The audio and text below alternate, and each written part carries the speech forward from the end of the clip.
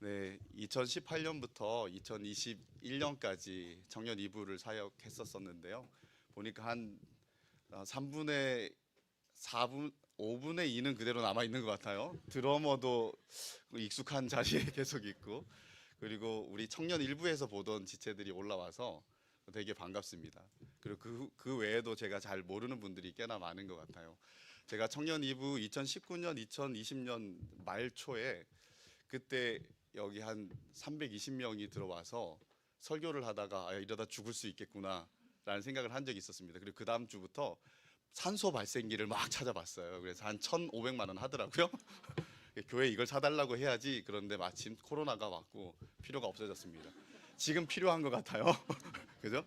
그래서 항상 우리 김지훈 목사님 설교하다가 혹시 쓰러지시면 빨리 응급 조치를 잘할 수 있도록 항상 만반의 태세를 다 해주시고, 찬양 일으켜 세우고 이렇게 하다 보면 한둘 쓰러질 수 있을 것 같다라는 생각이 드는데, 의료진들은 항상 대비해 주면 좋겠다 생각이 듭니다.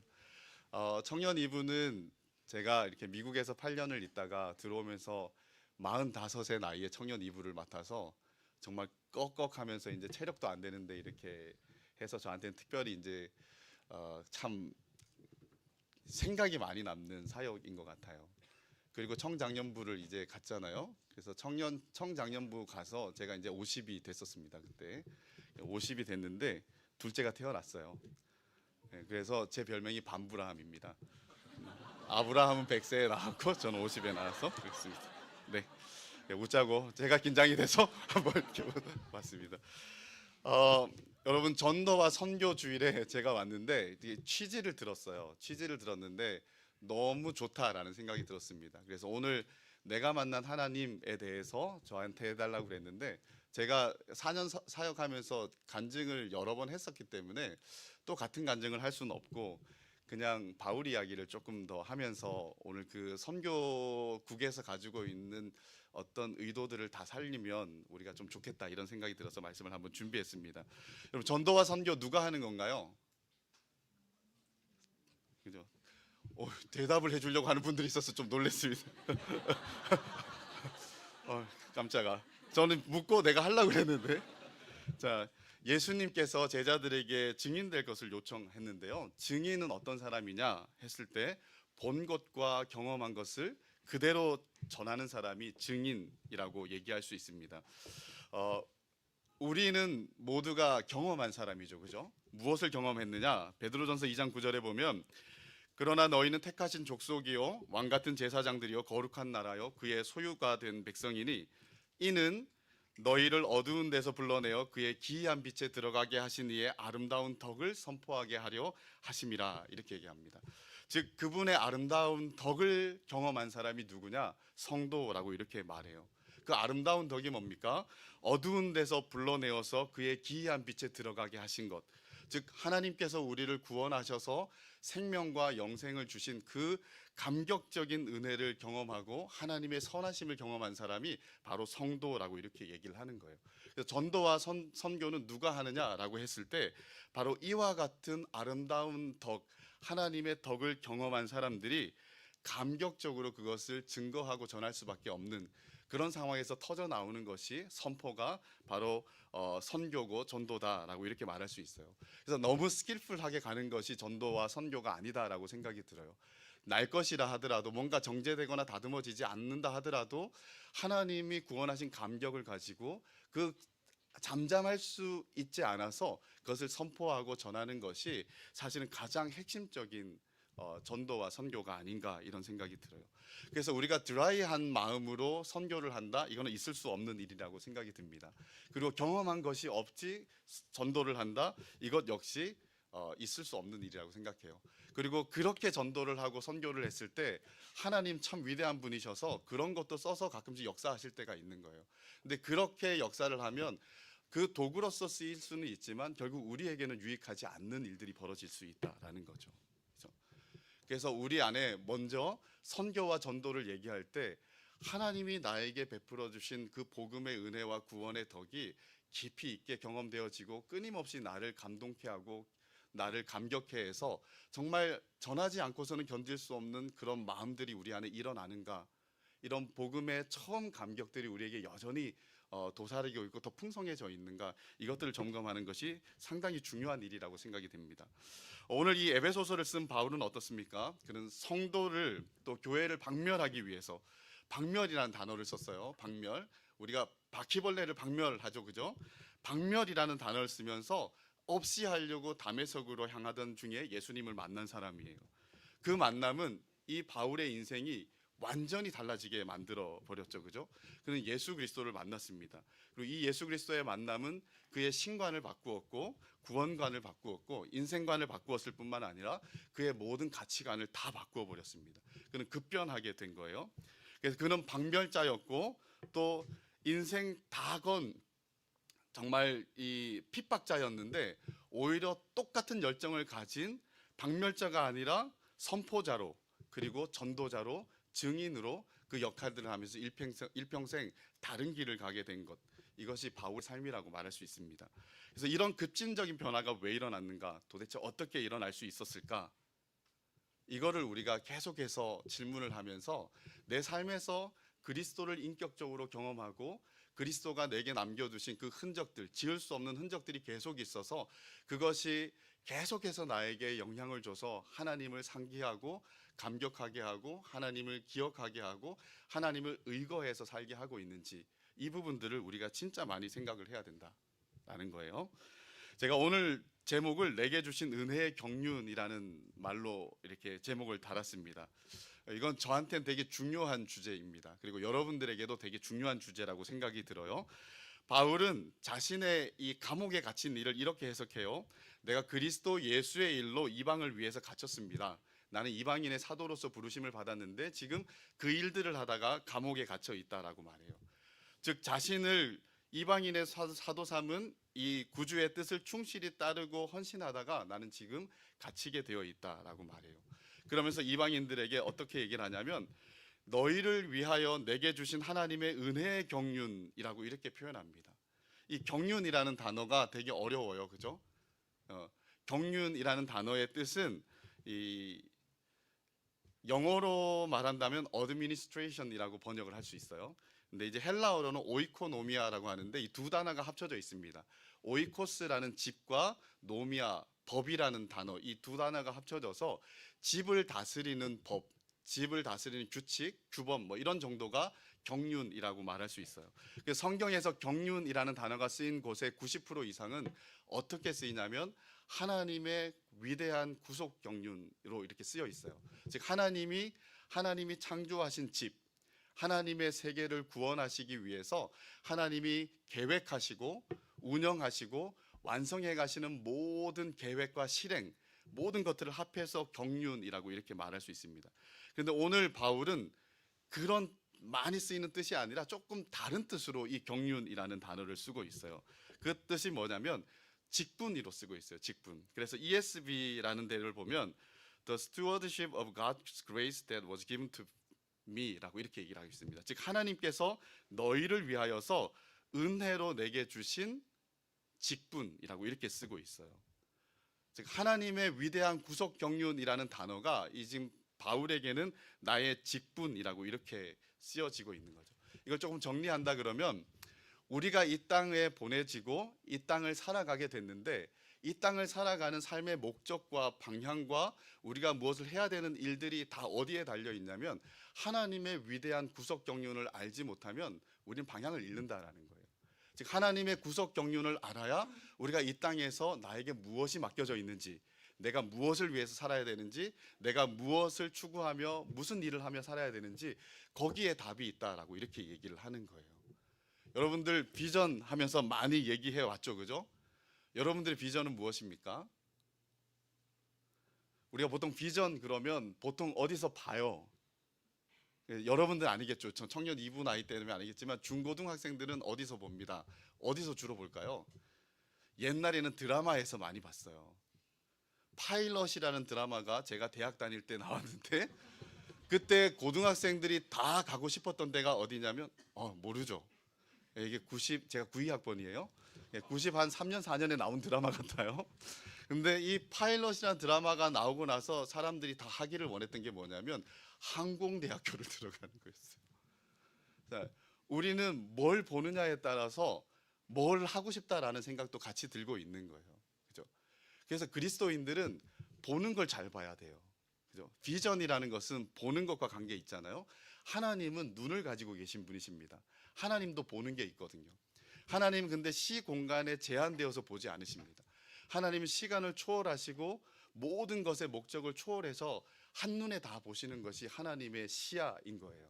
그래서 우리가 비전이라고 할 때 내가 뭘 보냐가 중요한 것이 아니라 비지오데이, 하나님이 무엇을 보고 계시냐, 하나님이 보시는 것을 내가 보고 있느냐가 되게 중요한 거예요. 즉 바울은 지금 하나님의 구속 경륜 속에서 하나님의 시선을 본 거예요. 하나님이 보고 있는 걸 보고 나도 그걸 봐야 되겠다 해서 보면서 보다 보니까 뭐가 생겼냐면 내가 무엇을 하며 이 땅을 살아야 되는지, 하나님 나에게 무엇을 맡기고 있는지 그것들이 다 보여지고 깨닫게 되는 거예요. 그래서 그는 감옥에 갇히는 상황 속에서도 굴복하지 않고 내가 이 땅을 살아가는 동안은 하나님 나에게 주신 것이 이거기 때문에 여기에 목숨을 걸고 하는 것이 바울에게 있어서는 뭐 의심할 여지가 없는 일이었다라고 이렇게 말할 수가 있는 것이죠. 사랑하는 우리 청년 여러분, 여러분들은 무엇을 많이 봅니까? 무엇을 많이 보고 있습니까? 어떤 것을 보고 깨닫고 있나요? 여러분, 하나님의 마스터 플랜 같은 거를 한번 생각해 보신 적이 있나요? 하나님이 어떤 계획을 가지고 이 세상을 운영하고 계신지 한번 생각해 보신 적 있을까요? 오늘 바울은 그것을 본 것을 얘기를 하고 있습니다. 그 한번 6절을 한번 보세요. 6절을 보면 이방인들이 복음으로 말미암아 그리스도 예수 안에서 함께 상속자가 되고 함께 지체가 되고 함께 약속에 참여한 자가 되는 것, 이것이 그리스도의 비밀을 깨달은 것이라고 바울이 얘기를 하고 있어요. 이전에는 이방인과 유대인들이 같이 할 수 없었던 존재인데, 그런데 바울이 유대인이었지만 하나님의 마스터 플랜 안에서 보니까 어떤 거를 깨달았냐면 그리스도가 이 땅에 보내지시고 이 땅에서 하신 모든 구원의 역사의 이유가 무엇이냐, 그 비밀이 무엇이냐라고 했을 때 이 복음으로 말미암아 이방인과 유대인들이 함께 하나가 되어서 같이 상속자가 되고 같이 지체가 되고 한 몸의 구주의 한 몸 된 공동체로서 세워져 가는 것이 하나님이 그리고 있는 그림이구나라는 것들을 알게 된 거예요. 그리고 여기서 한 걸음 더 나아갑니다. 한 걸음 더 나아가는데 여러분 9절부터 한번 보세요. 같이 한번 읽어보겠습니다. 여러분들이 읽어주십시오. 시작.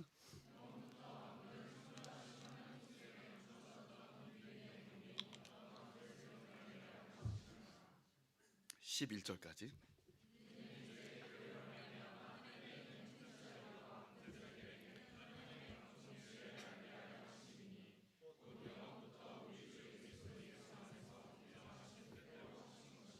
네, 지금 뭔가를 봤어요. 바울은 교회를 통하여서 하나님이 이루시는 것을 보게 된 거예요. 근데 그 교회가 뭐냐? 이방인과 유대인들이 원수 같았지만 예수 그리스도의 십자가로 말미암아 모든 막힌 담들이 허물어지고 두 편이 하나가 되어서 한 건물로 지어지는 교회. 이 교회를 통하여서 하나님이 이루시고자 하는 게 있는데 그게 뭐냐면 이는 이제 교회로 말미암아 하늘에 있는 통치자들과 권세들에게 하나님의 각종 지혜를 알게 하려 한다라고 말합니다. 각종 지혜. 여기에 지혜는 단수로 쓰여져 있어요. 근데 각종이라는 말은 우리가 다 아는 것처럼 다채롭다라는 의미를 가지고 있습니다. 그죠? 근데 하나의 지혜인데 그것이 되게 다채롭고 다양하게 드러나는 지혜. 다양한 색깔로 드러나는 지혜라고 이렇게 말할 수 있는 거죠. 즉 하나님의 구원의 경륜과 계획은 하나인데 그 하나가 되게 시대마다 다채롭게 이렇게 실현되며 왔던 것을 이야기를 하는 거죠. 그런데 그게 어떤 목적을 가지고 지금 가고 있냐 했을 때 이방인과 유대인들이 그리스도의 복음 안에서 한 몸 된 교회를 이루었는데 이 교회를 누가 지금 핍박하냐면 에베소 당국이 핍박을 해요. 그리고 이게 에베소 당국이 핍박하는 것처럼 보이지만 사실은 그 뒤에 보이지 않는 적이 있습니다. 그 적이 누구냐면 공중의 권세 잡은 자들과 하늘의 통치자들과 권세자들이 영적으로 육적인 모든 이 대적자들이 교회를 대적하고 있다라는 거예요. 그래서 교회를 대적하며 복음을 어떻게든 못 전하게 하고 또 하나님의 계획을 방해하려고 애를 쓰고 있는데 근데 하나님이 결국 어떻게 하시냐면 교회로 말미암아 각종 지혜를 알리시겠다라고 이렇게 말씀하신 거예요. 그래서 이 교회로 말미암아라는 말을 다른 ESV 성경에서는 어떻게 죄송합니다. 쓰고 있냐면 교회를 사용하여서 교회를 시켜서 하나님이 이 일들을 하시겠다라고 이렇게 말씀하시는 거예요. 하나님의 마스터 플랜은 뭐냐면 예수 그리스도를 통해서 교회를 만드시고 이 교회를 통하여서 오시는 하나님 나라를 완벽하게 이루어 가시는 것이 하나님의 계획이라는 거예요. 거기엔 어떤 방해가 있고 어떤 도전이 있다 손 치더라도 그것들에 의해서 막히거나 매이지 않고 계속 결국은 하나님의 은혜와 뜻, 하나님의 이 수중 안에서 결국은 완성되어져 갈 그 비밀을 얘기를 해주는 거예요. 그래서 이 바울은 어떻게 생각합니까? 아주 지혜로운 사람이죠. 나에게 주어진 두 번 다시 안 오는 이 인생을 내가 무슨 가치 있는 일들을 위해서 일을 해야 될까? 여기에서 이미 결정이 난 거예요. 내가 다른 것에 허비하거나 인생을 낭비하지 않고 하나님의 이 마스터 플랜에 나에게 주어진 그 은혜의 경륜, 하나님의 위대한 구속의 경륜에 안에서 발견된 그 은혜의 경륜, 은혜의 직분을 가지고 내가 여기에 목숨을 걸어야 되겠다라고 생각하면서 지금 결국 감옥에까지 가 있는 모습을 우리에게 보여주고 있는 것입니다. 자신은 매였지만 복음은 매이지 않았습니다. 그래서 생명을 걸고 그는 계속해서 이 일들을 하는 거예요. 떠나 그리스도와 함께 있는 것이 내가 원하는 것이지만 그러나 내가 풀려져서 많은 사람들에게 유익을 주는 것도 교회를 위해서 또 주어진 일들을 하는 것도 결국은 나에게 유익하다. 어떤 것이 다 잘못된 일이 아니기 때문에 둘 중에 뭘 선택해야 될지 나는 잘 모르겠다. 그러나 나에게 확실한 것은 죽든지 살든지 그리스도만 존귀히 되고 그리스도의 목적이 이루어지는 것이 내가 기대하고 바라는, 간절히 기대하고 바라는 소망 하나다라고 이렇게 말씀하는 거예요. 하나님의 마스터 플랜이 여러분 좀 한번 분명히 보이신 적이 있나요? 하나님이 온 우주 만물을 이렇게 운영해 가시고 있구나. 지금 바울이 깨달은 것을 얘기하는 것처럼 그게 깨달아진 적이 있습니까? 비밀의 경륜이 어떠한지를 드러내신 것이 나한테 들어와서 하나님이 나를 구원하셨다라는 거기에서 머문 것이 아니라 하나님이 구원을 이런 식으로 이루시고 완성해 가시구나라는 것들이 내 개인적인 것뿐만 아니라 교회적이고 또 하나님 나라적인 것들이 보여서 여러분들 인생에 대해서 정말 하나님이 나에게 보여주신 이 마스터 플랜에 내가 어떻게 목숨을 걸어야 될까 이런 고민들을 하면서 여러분들의 삶을 한번 헌신해 보겠다 헌신한 적이 있습니까? 이게 보여야 돼요. 이게 보이지 않으면 우리는 방향을 잡지 못하는 거예요. 그래서 제가 되게 싫어하는 게 있어요. 싫어하는 게 뭐냐면 수련회 같은 데 가면 또 선교 대회 같은 데 가면 마이너 곡조에 음을 계속 깔아서 계속해서 마음을 고치시키면서 뭔가 일어서지 않으면 안 될 것 같은 기분을 만들어서 일어나게 만드는 걸 되게 싫어해요.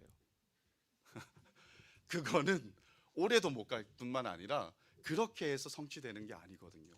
하나님의 마스터 플랜을 봐야 돼요. 하나님의 비밀의 경륜이 어떠한지를 봐야 사실은 되는 문제라고 생각합니다. 그래서 여러분 한번 궁금해하면서 기도를 한번 해보십시오. 하나님, 이 바울도 깨달았고 수많은 믿음의 선진들이 깨닫고 목숨 걸고 그렇게 그 길들을 갔는데 하나님, 내가 믿는 하나님이 연약한 것이 아니라 어떤 면에서는 내가 지금 깨달은 게 너무 없는 것이, 깨달은 것이 빈약한 것이 문제가 아닌가. 내가 내 목숨을 걸고 내 삶을 걸고 이 일들을 이루기에는 사실은 그만한 가치를 찾지 못하는 것이 결국은 나의 문제가 아닐까. 하나님, 여기에 내 목숨을 걸어도 된다랄 정도로 그 비밀의 경륜이 어떠한지를 나에게 활짝 열어달라라고 이렇게 우리가 좀 기도하면서 그걸 발견하려고 좀 앞으로 나아갔으면 좋겠다 생각이 들어요. 그래서 선교와 전도는 사실 이게 먼저다. 전도 플랜을 짜고 계획을 짜고 물건을 주문하고 이런 것들을 중요하지 않다. 사실은 이런 것보다 훨씬 더 중요한 게 사실은 가장 이 부분, 하나님이 무엇을 보고 계신가 라고 생각이 들어요. 실존주의자 철학자인 이 하이데거라는 사람은 인생을 어떻게 표현하면 내던져진 존재라고 이렇게 이야기를 합니다. 내던져진 존재. 창조된 것도 아니고 태어난 것도 아니라 자기도 모르는 우연한 상황에서 그냥 던져진 존재가 바로 이 실존, 우리의 인간 실존이라는 거예요. 그런데 이런 실존이 우연히 내 던져졌기 때문에 나를 어디다 내 던지느냐에 따라서 자신을 실현할 수도 있고 실현하지 못할 수도 있다. 이런 식으로 주장을 해요. 근데 저는 뭐 세계적인 석학을 깔 마음은 없는데 이게 뭔가 되게 그럴듯하게 들리지만 하나님의 눈에서 보면 다 모르는 소리인 거예요. 그죠? 모르는 소리. 제가 맨날 석학을 이렇게 까다 보니까 우리 목사님 하나는 우리 체계적인 석학도 아랑곳하지 않고 이 사람도 까고 저 사람도 까고 하는 우리 권 목사님이 있어서 너무 좋다라고 이렇게 얘기를 하는데 엄청 욕먹을 일이긴 한데, 근데 한번 생각해 보세요. 정말 하나님의 관점에서 하나님이 보고 있는 것을 보지 않으니까 이렇게 헛소리를 하는 거예요. 우리는 내던져진 존재가 아닙니다. 하나님은 우리를 창세전에 택하시고 보내셨고 구원하셔서 그냥 구원했으니까 너 나랑 그냥 즐겁게 재미있게 살자, 여기에서 하나님이 그치는 것이 아니라 하나님의 계획을 가르쳐 주고 싶은 거예요. 그래서 내가 네 말 많이 들어줬으니까 니도 내 말 좀 들어줄래? 너도 내 마음 좀 들어줄래? 라고 하면서 하나님의 마음을 오픈하기를 진짜 기대하고 계신 거예요. 그래서 오늘날 어떤 면에서 하나님 나에게 이것 좀 해주세요 라고 하는 사람은 진짜 많지만, 하나님 내가 하나님 위해서 뭘 해드릴까요? 라고 말한 사람은 없어요. 그죠? 헌신자가 급격히 준 것이 이 문제라고 생각이 들어요. 그죠? 안디옥 교회가 금식 기도를 했어요. 왜 금식 기도 한지 아십니까? 어떻게 하면 주를 더 잘 섬길 수 있을까? 어떻게 하면 주님의 뜻을 알고 주를 더 잘 섬길 수 있을까? 그거 알기 위해서 금식 기도를 했어요. 우리가 이 안디옥 교회에 맡은 이 마음을 가지고 어떻게 하면 내가 주님의 비밀의 경륜을 더 알 수 있을까? 하나님의 계획을 알고 하나님이 보는 것을 볼 수 있을까? 하나님 이것을 나에게 좀 알려주십시오 하고, 좀 때로는 좀 결연한 마음을 가지고 하나님 앞에 나아가야 하나님이 열어 보여주시지 않을까? 무관심한 자들에게, 관심도 없는 자들에게 하나님이 그거를 말씀해도 들을 귀가 없고 볼 눈이 없으면 의미가 없는 거잖아요. 그죠? 그래서 그런 마음들을 가지고 주님 앞에 나아가 이 2024년 한 해에는 하나님의 생각을 읽어내고 하나님의 뜻을 파악하고 하나님의 비밀의 경륜을 더욱더 또렷하게 알게 되는 여러분들이 되길 원합니다. 그래야 내게 주신 은혜의 직분이 무엇인지가 보이는 거예요. 바울은 거기서부터 시작을 하고 있는 겁니다. 그죠? 그러면 어떻게 하면 이 하나님의 마음을 알아갈 수 있을까 했을 때 두 가지를 좀 생각을 해봐야 돼요. 여러분들의 마음이 거기에 있어야 돼요. 여러분들의 마음이 금방 얘기했던 것처럼 하나님의 비전, 하나님이 보는 것 알고 싶어요 라고, 하나님의 생각을 듣고 싶어요, 하나님의 마음을 깨닫고 싶어요 라고 여러분들의 마음이 거기에 있어야 돼요. 하나님의 마음과 소통하려고 하는 마음이 있어야 돼요. 그 소통하려고 하는 마음이 없으면 안 돼요. 그래서 시편 25편 14절에 보면 여호와의 친밀하심이 그를 경외하는 자에게 있음이며 그는 그의 언약을 숨기지 아니하신다. 이거를 다른 성경에서는 그는 그의 속마음을 다 털어놓으신다 이렇게 번역을 해놨어요. 속마음을 다 털어놓으신다. 그죠? 하나님은 하나님을 경외하고 하나님의 마음을 들으려고 하는 사람들에게 친밀한 사랑을 베풀어 주실 뿐만 아니라 그의 생각과 마음을 그에게 다 털어내 놓으신다라고 이렇게 말해요. 그죠? 우리가 신앙생활 할 때 가장 경계해야 될 게 하나 있는데요. 그게 뭐냐면 개념으로 하는 거예요. 개념으로 하거나 옛날의 경험으로만 가지고 하는 신앙생활. 이거 진짜 위험한 거예요. 한번 경험은 있는데 근데 그 경험을 가지고 지속시키지 않고 계속해서 개념적으로 하는 거예요. 구원과 신앙생활은 철저히 개념으로가 아니라 관계적으로 이해를 해야 됩니다. 관계적으로. 청년 때 뭔가 열심히 하는 것만으로 하나님 앞에서 자신을 증명하려고 하면 안 돼요. 청년 때 가장 주력을 해야 되는 게 뭐냐면 살아계시고 역사하시며 나와 교제하고 사귀기를 원하시는 하나님 앞에 부지런히 나아가서 그 사귐의 깊이가 더해지는 것이 청년부 때 할 되게 중요한 일입니다. 그런데 모두가 여기에 실패해요. 저는 이제 실패한 얘기를 좀 할게요. 청년 1부에서 2부 올라올 때 실패해요. 그랬죠? 그래서 아마 한 60% 70% 그랬을 거예요. 청년 1부에서 마을 목자도 하고 또 여러 가지 섬김을 하다가 지쳐서일 수도 있고 와서 분위기가 너무 달라서, 여기 남서울교회 청년 2부지만 청년 1부 지체들 올라왔더니 남서울교회라고 생각이 들었어요. 옆에 다른 교회 온 것 같지 않았습니까? 그죠? 왜 못 보는 사람이 워낙 많으니까. 그죠?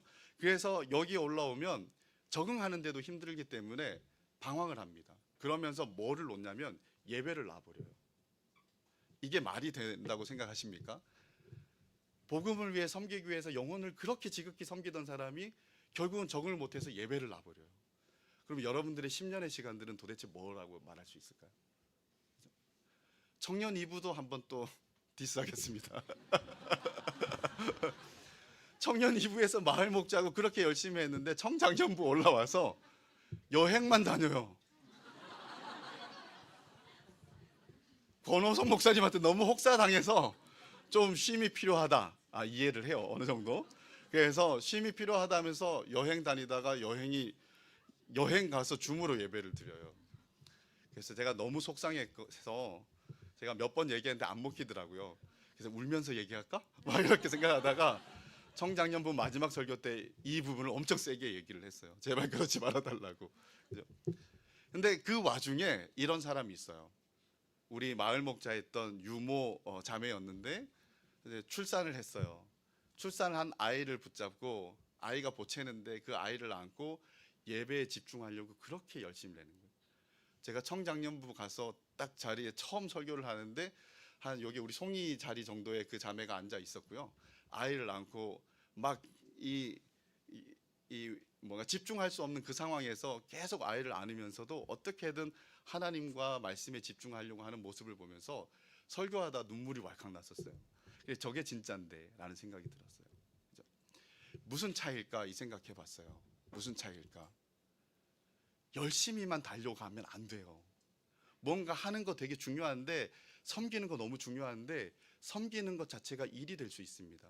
섬김이 하나님께 예배로 드려지고 하나님과 사귐으로 더 깊어져야 되는데 하나님과 사귐은 없어지고 일만 남아있다 그러면 여러분들이 지치겠죠. 그리고 일은 누가 시켰냐? 김지훈 목사님이 시켰겠죠. 하나님이 아니라 나중에 생각하면 그래서 난 좀 쉬어야 되겠다 라는 생각을 하면서 쉬기 시작을 하는 거예요. 그러면 정말 무서워요. 우리의 이 경건이라는 것이 세우기는 어려운데 무너지는 건 한순간이거든요. 그렇게 가요. 하나님은 한 번도 그런 걸 기대하지 않습니다. 하나님이 진짜 기도하는 것은 뭐냐면 상한 심령이라고 했잖아요. 그죠? 내가 너의 수고와 애씀 너무 귀하게 보지만 마음은 주지 않고 그것만 주는 걸 난 원하지 않아라고 말씀하는 거예요. 그 섬김에 마음을 싣고 그 마음을 가지고 하나님과 어떻게든 소통하고 교통하면서 하나님과 심적으로 연합되고 더 깊어지고 더 깊어지는 것, 이것이 우리가 해내야 될 신앙생활인 거예요. 친밀함. 그렇게 하나님을 경외하며 친밀하게 나아갈 때 하나님이 우리에게 어떻게 하시느냐 알려주셔요.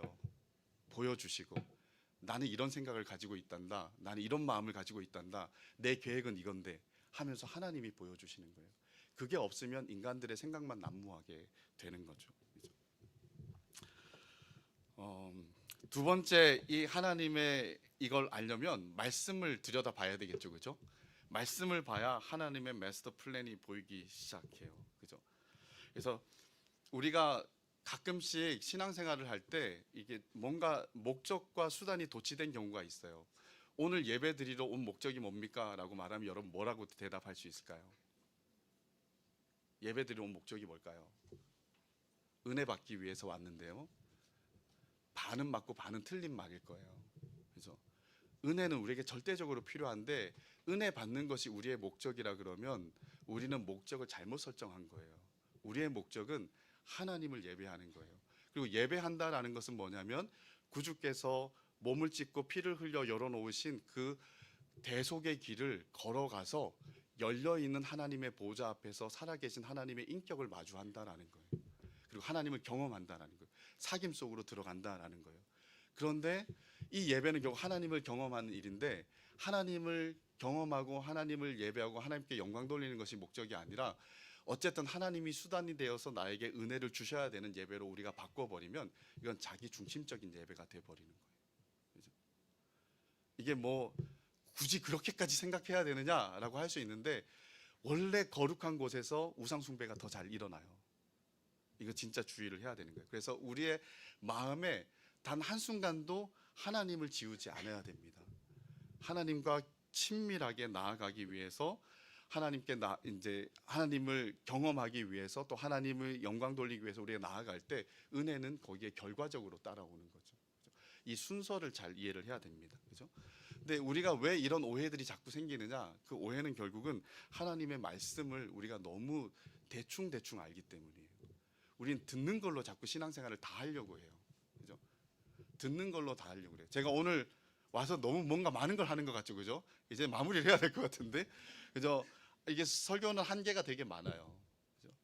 그런데 이 설교를 보완하고 더 깊이 있게 만드는 것이 뭐냐면 여러분들 개개인의 말씀 생활입니다. 그죠? 말씀 생활.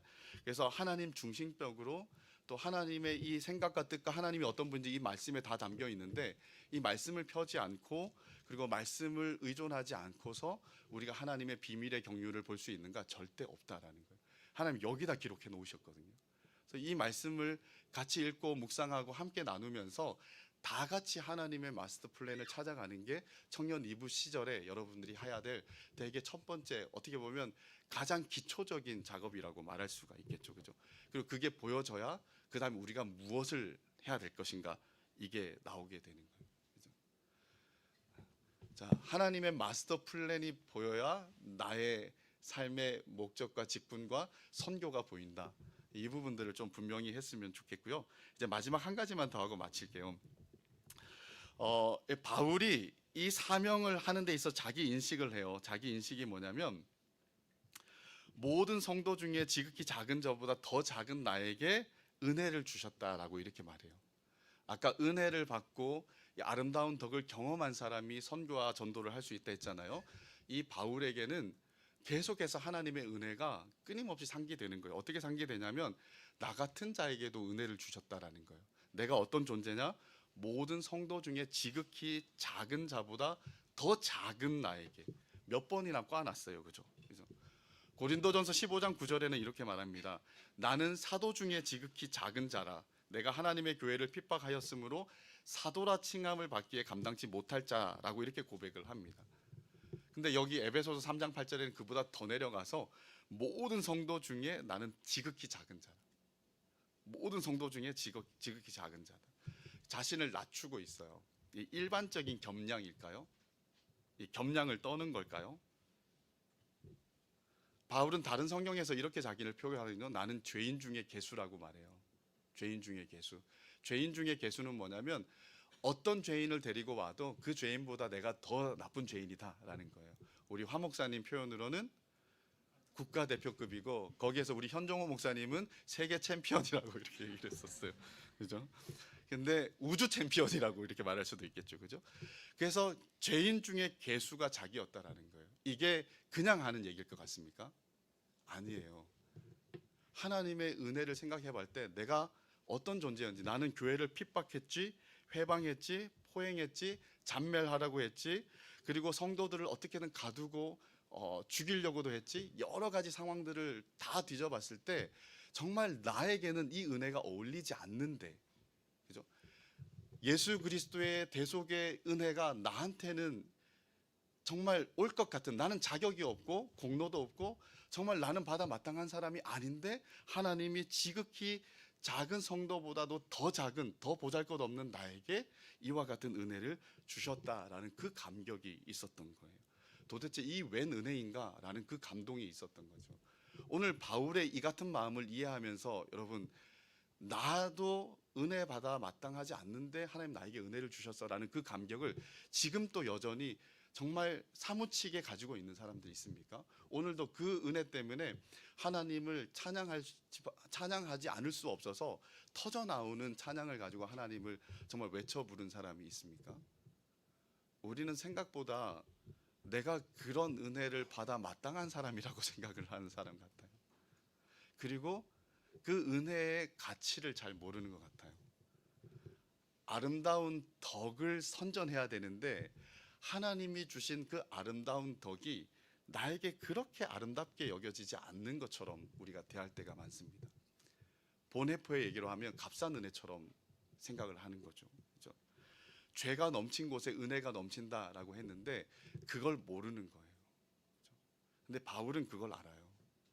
예수님께서 죄가 넘친 곳에 은혜가 넘친다라는 그렇게 말씀하신 것이 무슨 말인지 바울은 그것을 이해하고 있습니다. 그래서 어떻게 자기가 얘기하냐면 측량할 수 없는 그리스도의 풍성을 이방인에게 전하는 것이 자기에게 주어진 사명이라고 말하는 거예요.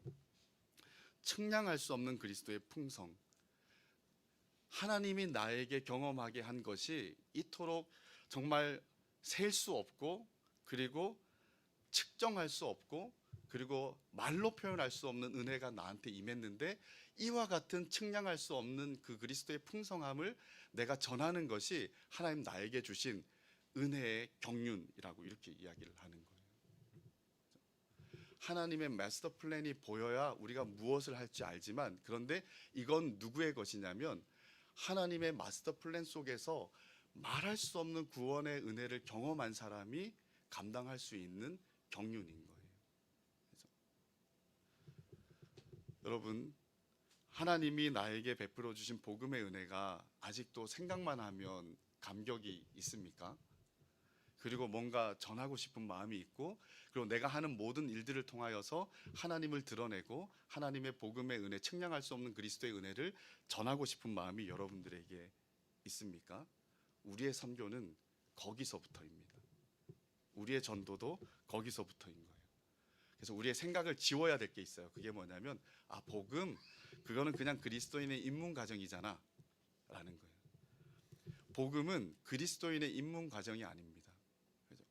그래서 세가족으로 오신 분들은 5주 동안 했죠, 그죠? 최근에 하신 분들도 계시죠? 그게 단지 어떤 교회에 들어가기 위해서, 아니면 내가 믿기 위해서 그냥 가장 기본적으로 처음에 시작해야 되고 처음에 떼야 되는 그런 입문 과정이 복음이 절대 아니라는 거예요. 이 복음은 시작부터 끝까지 우리의 모든 삶을 돌리는 중심축입니다. 우리의 삶이 바퀴라고 한다 그러면 그 복음이 축이어서 우리의 삶을 계속 돌아가게 하는 것이 복음인 거예요. 여러분들이 복음을 상기하고 복음을 듣고 복음을 연구하고 복음을 묵상하는 일들을 멈추고 있다 그러면 삶의 모든 에너지 동원들을 다 빼앗기고 있다라고 말해도 과언이 아닐 거예요. 그리고 그 에너지가 살아나야 우리는 선교를 할 수가 있는 거예요. 그래서 선교는 감격이 만들어내는 거지 어떤 스킬이 만들어내거나 그런 것이 절대 아니다. 그래서 전도 폭발 들으십시오. 근데 전도 폭발을 듣는 것만으로 충분하지 않습니다. 전도 폭발 이전에 복음에 대한 열심이 아니라 복음을 경험한 감격이 여러분들에게 있어야 되는 거예요.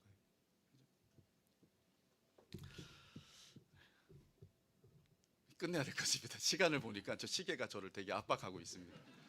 제가 옛날에 설교할 때는 저 시계를 우리 청년들이 되게 민한데 이렇게 앞으로 당겨 놨었어요. 3시 55분인데 4시로 보이게 만들어 놨었던 거죠. 그죠? 오늘 어쩐지 몰라서 제가 모르겠습니다. 이제 좀 마무리할게요. 마무리하는데, 여러분, 선교와 전도 이야기는 어디서부터 시작하냐면 하나님의 구원의 은혜에서부터 시작합니다. 구원의 감동이 있어야 돼요. 나를 구원하신 하나님의 그 감격적인 구원을 오늘 이 시간도 여전히 누리십시오. 그리고 오늘 밤에도 내일에도 계속해서 지속되는 하나님의 구원의 은혜를 누리십시오. 구원의 은혜를 누린다라는 것은 그냥 비관계적인 게 아니에요. 비인격적인 게 아니에요. 구원의 은혜를 누린다라는 것은 하나님과 관계적으로 누리는 걸 말해요. 구원이 뭡니까? 우리의 죄의 문제를 해결하고 의의 문제를 해결해서 예수님이 우리를 어디로 데려가셨냐면 하나님 앞으로 데려갔어요. 그래서 하나님과 사귀도록 만들어 놓으신 것, 화평을 누리도록 만들어 놓은 것이 구원이에요. 그죠? 그래서 구원의 감격을 누린다라는 것은 죄인인 우리, 하나님의 심판과 멸절받아 마땅한 우리를 하나님 앞에 불러서 그 하나님을 경험하고 하나님을 예배하고 사귀고 교제하도록 만들어 놓으셨다. 인격적인 관계가 구원을 누린다라는 말의 핵심입니다. 그리고 인격적인 관계를 누리다 보면 뭐가 보이겠습니까? 하나님의 생각과 하나님의 마스터 플랜이 보이는 거예요. 하나님의 뜻이 보입니다. 그때 우리는 이렇게 말할 수 있겠죠. 이사야처럼 누가 나를 위해 갈구할 때 주여 내가 여기 있사오니 나를 보내소서 하는 그런 헌신이 그제서야 나올 수가 있어지는 거예요. 사랑하는 우리 청년 이부 여러분, 이게 하나님의 마스터 플랜과 구원의 감격을 가지고 얼마든지 언제든지 그리고 거리낌 없이 여러분들의 삶 전체를 다 걸고 하나님의 부르심에 귀하게 사용되는, 정말 시대마다 있었지만 지금 시대에는 정말 가장 고귀하고 가치롭다라고 할 만한 인생들을 여러분들이 그렇게 살아내는 그런 우리 청년이부 지체들 한 분 한 분, 그리고 우리 청년이부 공동체가 되기를 주님의 이름 축복합니다.